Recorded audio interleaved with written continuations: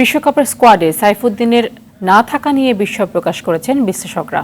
কী কারণে এই অলরাউন্ডার দলে নেই তার কোনো ব্যাখ্যা নেই দেশের অভিজ্ঞ ক্রিকেট বিশ্লেষক ও কোচ নাজমুল আবেদিন ফাহিমের কাছে।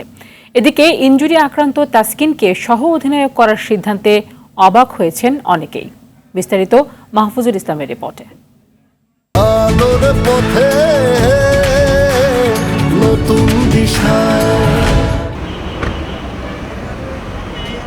দল ঘোষণায় বড় চমক বলতে স্ট্যান্ড বাই হিসেবে হাসান মাহমুদের অন্তর্ভুক্তি আর নির্বাচকদের লিস্টে থাকা সাইফুদ্দিনের বাদ পড়া।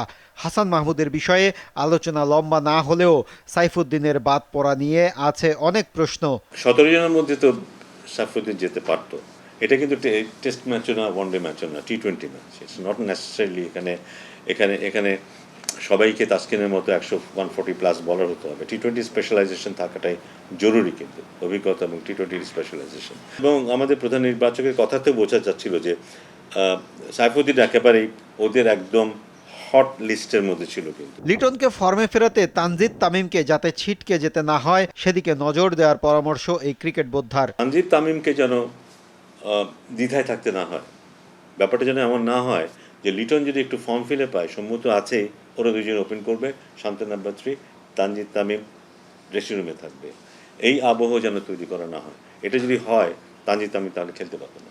এদিকে তাসকিনকে সহ অধিনায়ক করায় অবাক হয়েছেন অনেকেই, তবে এটাই প্রত্যাশিত বিশ্বকাপ স্কোয়াড বলছেন কেউ কেউ। এখানে কোনো চমক কিন্তু নেই, বরঞ্চ বলা যেতে পারে যে কিছুটা অবাক হয়েছে যে একজন ইনজুরিগ্রস্ত খেলোয়াড়কে আপনি ভাইস ক্যাপ্টেন হিসেবে দলের সঙ্গে নিয়ে যাচ্ছেন।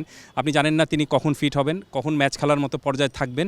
তাসকিন ইয়ে হচ্ছে কি হাসান মাহমুদি, আর আমার মনে হয় আসিফকে তারা দেখার চেষ্টা করবেন, যদি ওর লাগবে বলে আমার I don't think so. Hasan Mahmud খেলবেন, যদি হাসান মাহমুদ খেলেন এবং ভালো করেন then it will be an interesting things to see, because আপনাদের দল চেঞ্জ করার সুযোগ আছে।